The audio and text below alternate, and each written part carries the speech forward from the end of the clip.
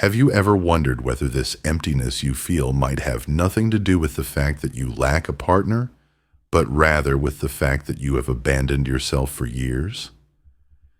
And what if what you call loneliness is actually only the echo of a woman who has stopped listening to herself in order to please others? Today I want to tell you something that Carl Jung understood better than most. Something society does not want you to realize. Because if you did, an entire system of expectations would begin to collapse. You have been conditioned to believe that your life only begins when you are chosen, that your wholeness depends on being completed by someone else. But what if the opposite were true? What if the solitude you resist is the doorway to the deepest form of freedom you will ever know? Jung once observed that most people do not truly love, they cling. They use another person as a shield against the terror of meeting themselves face to face.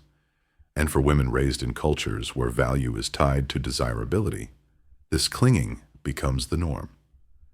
You were told from girlhood that your greatest purpose lies in being wanted.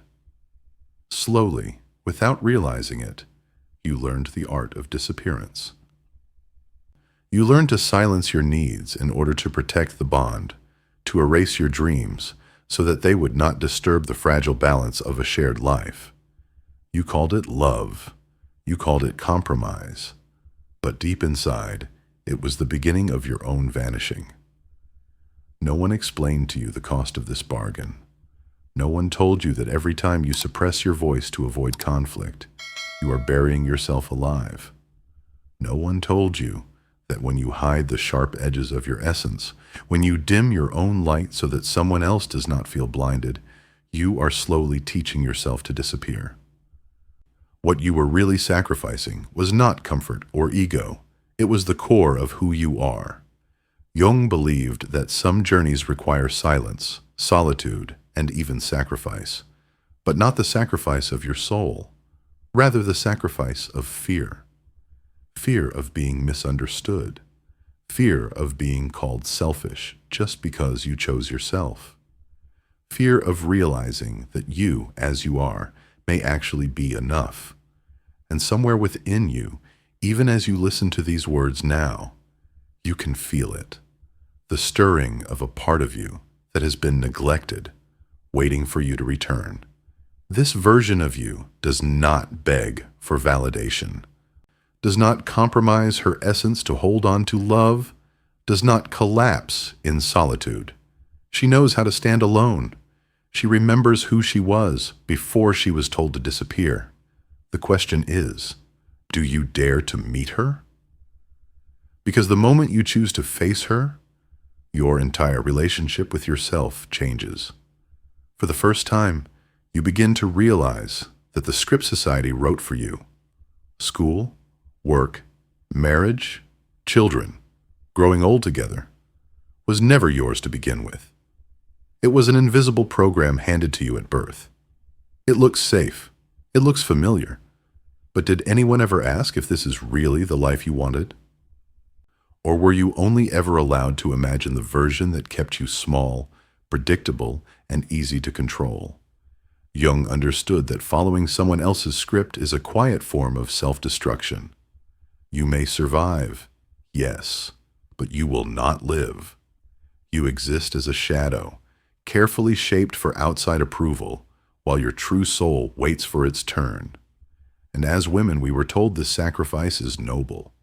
We were told that being endlessly available, endlessly giving, endlessly pleasing is what makes us worthy of love. But tell me, what happens when you wake up one morning and realize you no longer know who you are? What happens when you discover that for years you have been the girlfriend of, the wife of, the mother of, but never fully yourself? That realization is terrifying because it means you have not been living as a woman, but as an echo, a version of yourself tailored to survive in someone else's story. Romantic love, as we were taught, is not always love. Sometimes it is a beautifully decorated cage. You are told that to love means to merge, to adapt, to lose yourself in another. You are told that your worth comes from how much you can change, how much you can give up, how much of yourself you are willing to erase. Jung saw through this. He called it a form of violence, not physical violence, but psychological, an erasure of the self, disguised as devotion. Because true love never asks you to betray your essence. True love never requires you to shrink. True love celebrates you as you are. And if you have never felt that kind of love from another, then perhaps it is time to give it to yourself first. Do you notice how quickly people assume a single woman must be searching? As if her natural state is incomplete, as if her solitude is evidence of failure. Society does not forgive a woman who learns to be enough for herself. It does not forgive when she discovers she can be happy without negotiating every choice with someone else, because a woman who is free is dangerous. She is no longer predictable. She can no longer be manipulated. And that is precisely why you were taught to believe that loneliness is a curse, when in truth, it may be your greatest ally. Jung revealed something that unsettles many. Most people run into relationships not out of love, but out of fear. Fear of silence, fear of solitude, fear of what they might find within themselves if left alone. And we, as women raised to rescue, to nurture, to soothe, have perfected this escape.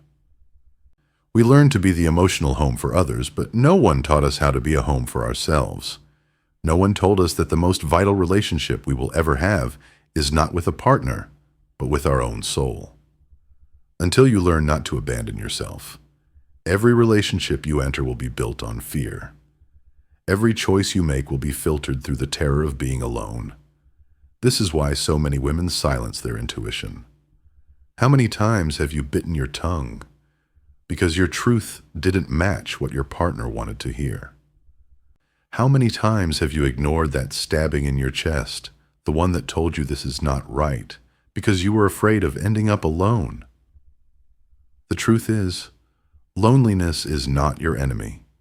It only feels unbearable because you have abandoned yourself for too long. You confused abandonment with solitude, when in reality, solitude is the medicine that brings you back to yourself. Jung called this process individuation, the becoming of who you truly are. And individuation always requires moments of conscious solitude. Not the painful silence of rejection, but the chosen silence of freedom. In this silence, the voices of the world fade, and your own voice begins to emerge again. That is where you find your strength, not the strength of endurance, not the strength of pretending, but the strength of self-respect, of self-choice, of realizing you can stand alone without falling apart. And that kind of strength is what makes you unshakable. Exactly in this conscious solitude, something extraordinary awakens. Feminine strength begins to emerge in its purest form, not the strength of suffering silently, not the strength of enduring until you are numb, but the strength of choosing yourself without apology.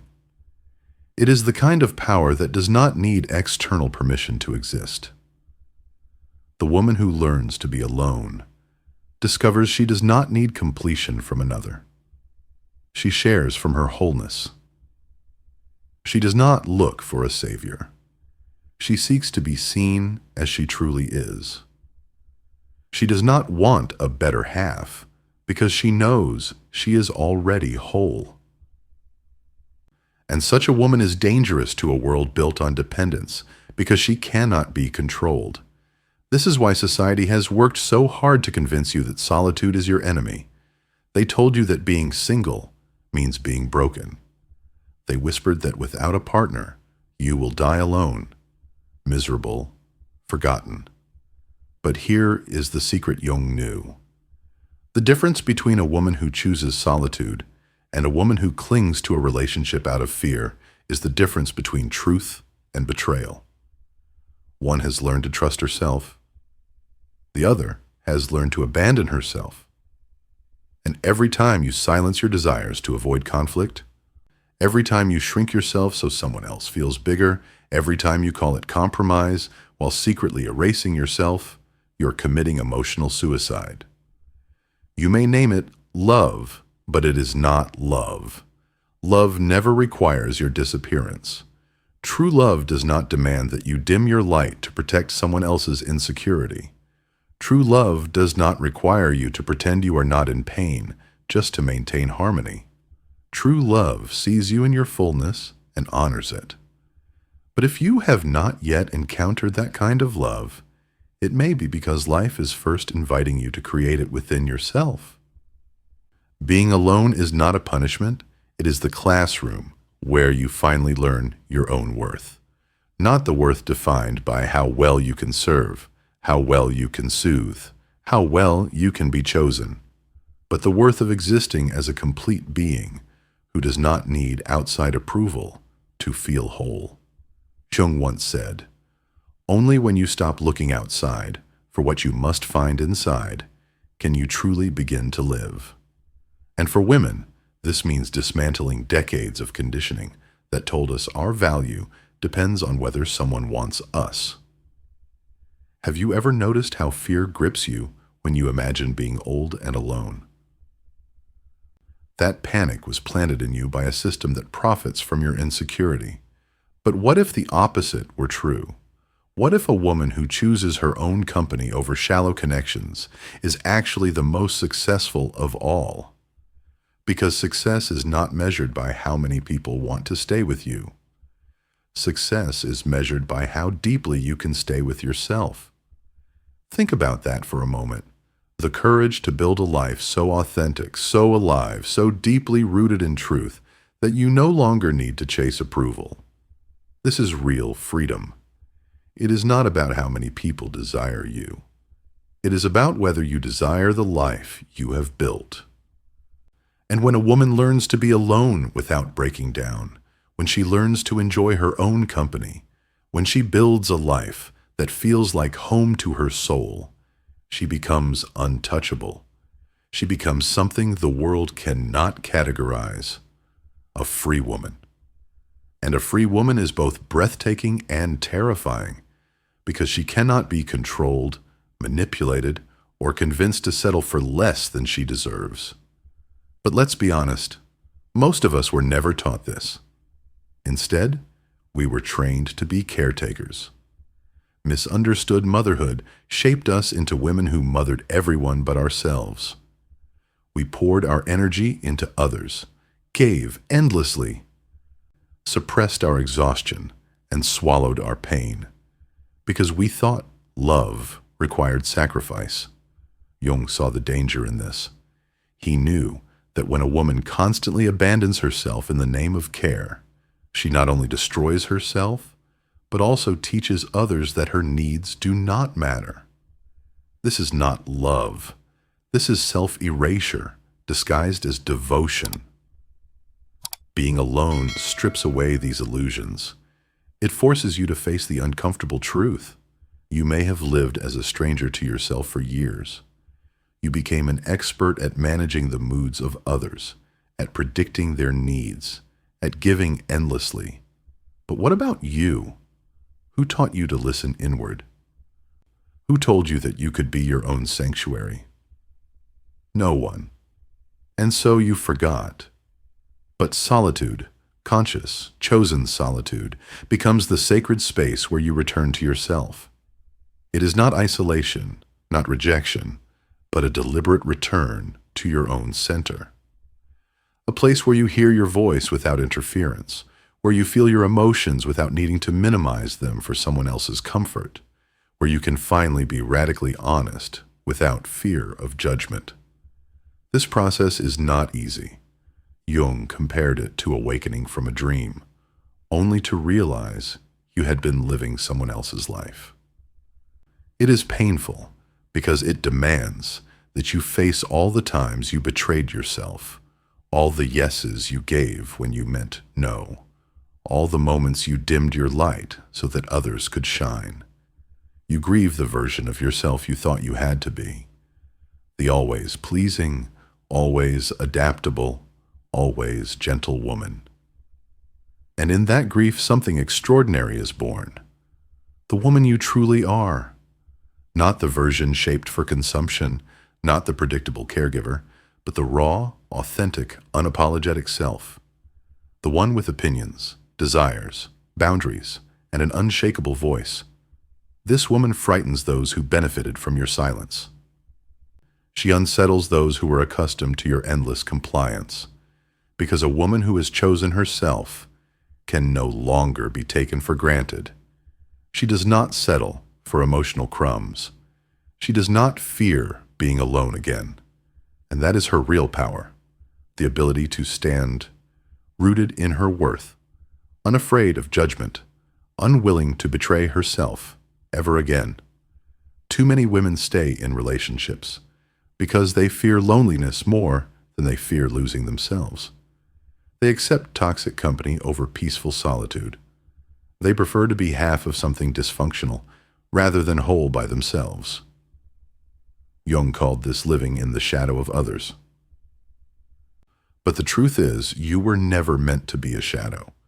You were meant to shine in your own light, even if that means walking alone. And perhaps, as you hear these words, you recognize parts of yourself. Maybe you have been that woman who smiles while something inside her breaks. Maybe you have been the one who whispers, "I'm fine," while carrying silent despair. Maybe you have learned to function so well in dysfunction that you barely recognize the cost. But deep inside, you know. You know that survival is not the same as living. Staying in a relationship out of fear is not love. It is simply a refusal to meet yourself. Jung often said that true transformation cannot happen without rupture. You cannot carry your old self into the future you desire. The woman you are becoming cannot coexist with the woman who keeps betraying herself.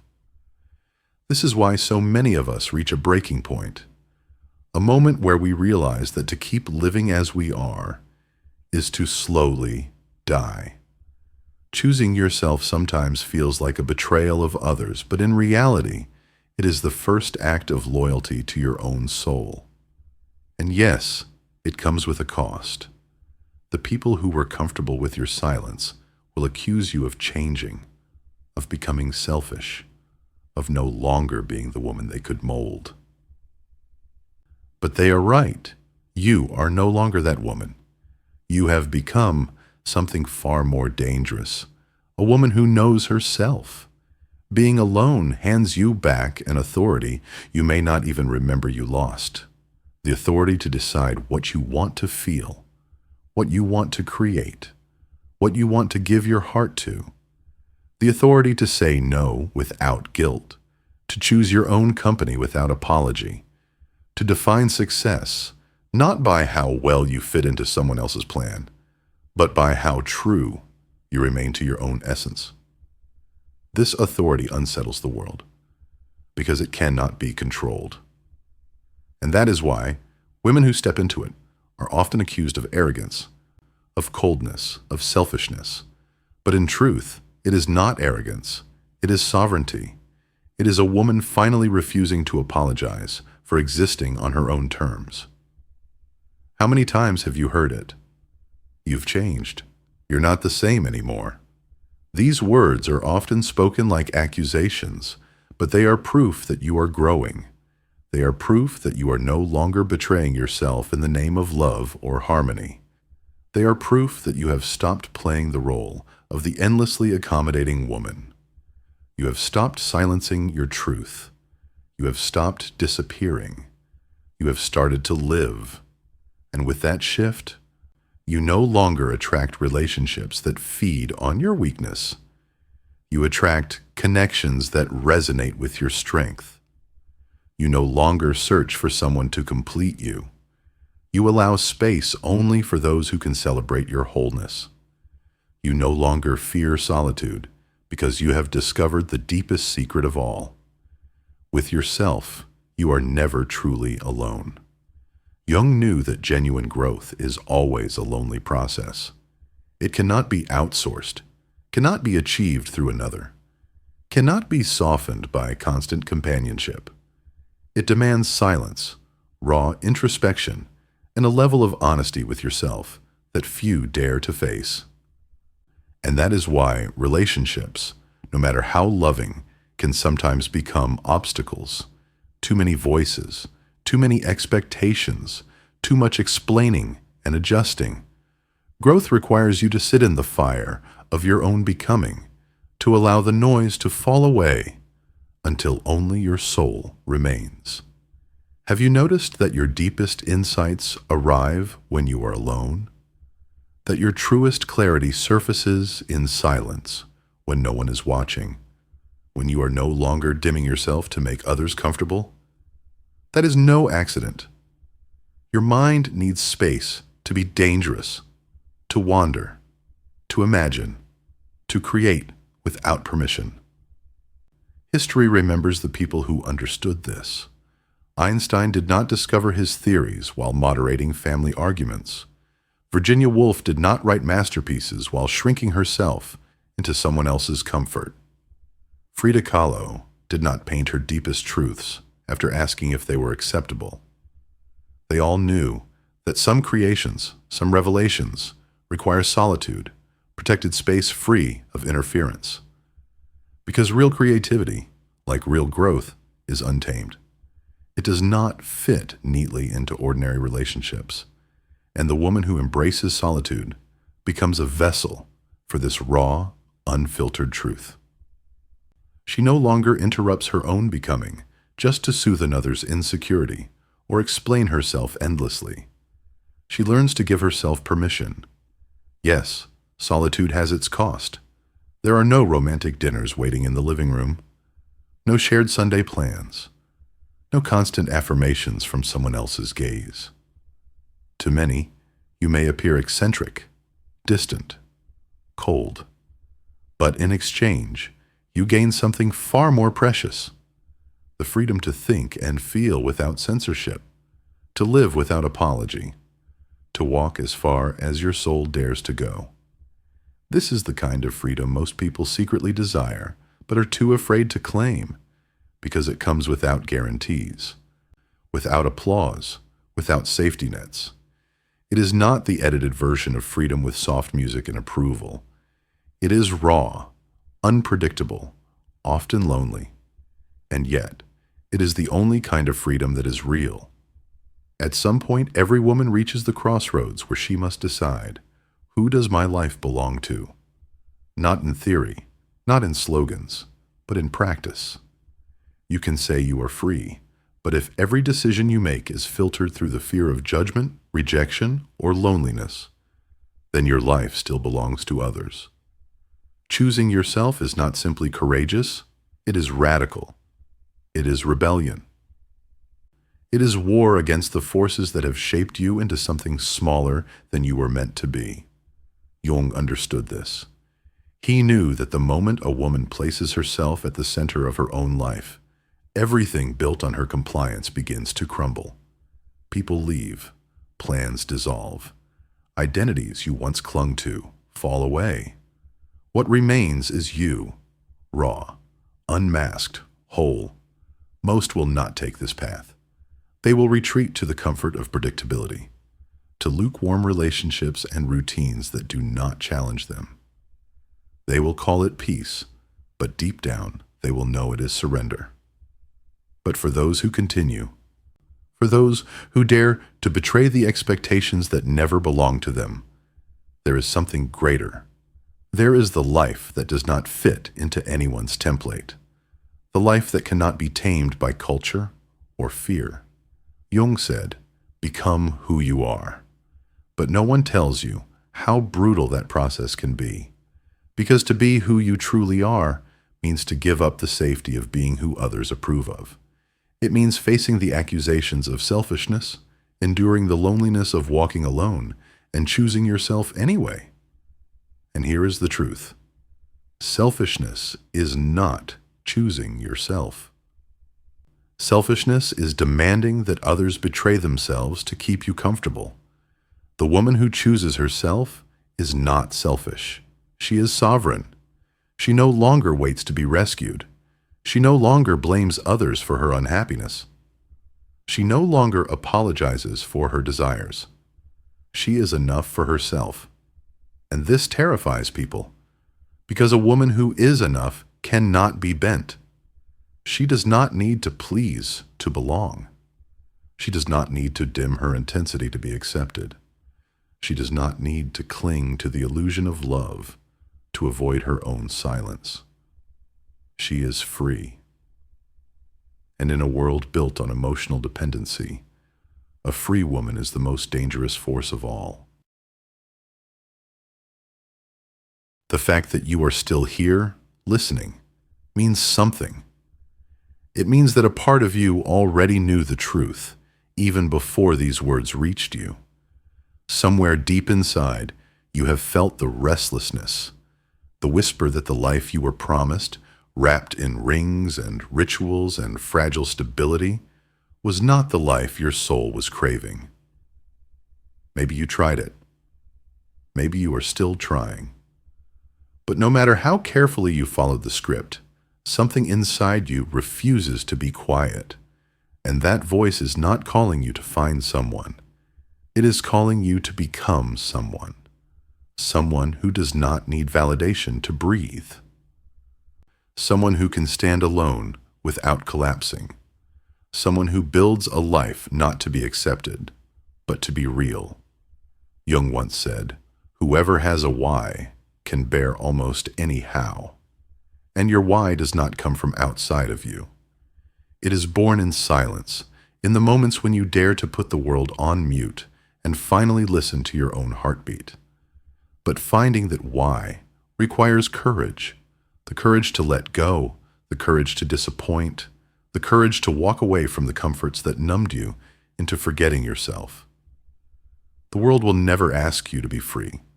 It only asks you to adapt, to fit, to play small, so that everything can remain predictable. But adaptation, over time, becomes nothing more than dying in slow motion. And one day, you realize you are tired, not of loneliness, but of betraying yourself. At that point, you face two choices. You can go back to what is familiar, pretend you did not hear this voice, keep disappearing piece by piece until you no longer remember who you were. Or you can take the risk of living as if you owe nothing to anyone, the risk of claiming loyalty to yourself above all else, the risk of refusing to ever again abandon the woman inside you who has waited so patiently. That risk is terrifying. Yes, but it is also the only path that leads to truth. I had to learn this in the rawest way. For years, I filled my silence with distractions, conversations, relationships, anything to avoid hearing myself. But eventually, exhaustion caught me. I remember one night when the rain tapped against the window, and I sat on the floor of my room, leaning against a cold wall. Not out of drama, but because I had nothing left to give. And for the first time in my life, I did not want anyone. No savior, no comfort, no one to rescue me from the silence. I wanted only myself. I wanted to hear what I had buried, to gather my broken pieces, to be whole again, not for anyone else, but for me. And in that quiet, stripped of illusions, I realized something so simple, yet so powerful. I am whole. Wounded? Yes. Afraid? Yes. But whole. Alone, but free. And in that truth, everything began to make sense. If these words stir something in you, it is not by accident. Life does not send these messages to those who are still asleep. It whispers them only to those who have already begun to awaken. If you feel it is time to place yourself at the center of your own story, to stop negotiating your worth for scraps of love, then this is your invitation. Not to find yourself in another, but to find yourself in you. To become the kind of woman who no longer begs to be seen because she sees herself. Who no longer waits to be chosen because she chooses herself. Who no longer fears solitude because she has discovered that solitude is not emptiness, it is fullness. Understand this. When you reach that place, you will no longer attract what fills your gaps. You will attract what resonates with your wholeness. You will no longer cling to relationships built on fear, because fear will no longer be the ground you walk on. You will no longer fear being alone, because you have proven to yourself that you are your own anchor, your own home, your own sanctuary. And from that place of sovereignty, life changes. You stop craving survival and start craving truth. You stop accepting half love and start demanding full respect. You stop abandoning yourself and start building a life that is yours, not borrowed, not diluted, not disguised. Yes, it will frighten people. Yes, some will call you selfish. Yes, you may lose those who thrived on your silence. But what you gain cannot be measured. You gain yourself. You gain freedom. You gain the rare and sacred knowledge that you can walk through this life as your own, without apology.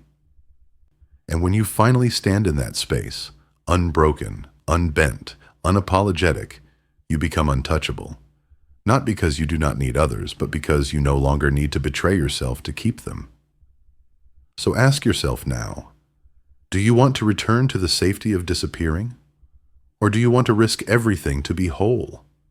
Because one path will keep you familiar, small, predictable. The other will make you free. And if you choose freedom, know this: you will not be walking into emptiness. You will be walking into yourself, into the life that has been waiting for you since the day you first learned to abandon yourself, into the woman who is not afraid to stand alone because she knows that in her solitude, she carries everything she needs. And if these words resonate with you, if you feel something stirring inside that cannot be silenced, then trust it. That is not just inspiration. It is awakening. Share this truth with another woman who needs to remember her worth. Tell me, if you dare, which part of yourself you are ready to reclaim. And if you want more reminders, more awakenings, more raw truths, then stay with me, because this is only the beginning. This is Heartsync X, and here, you will never be asked to disappear. Here, you will only ever be reminded to return to yourself, to your freedom, to your wholeness.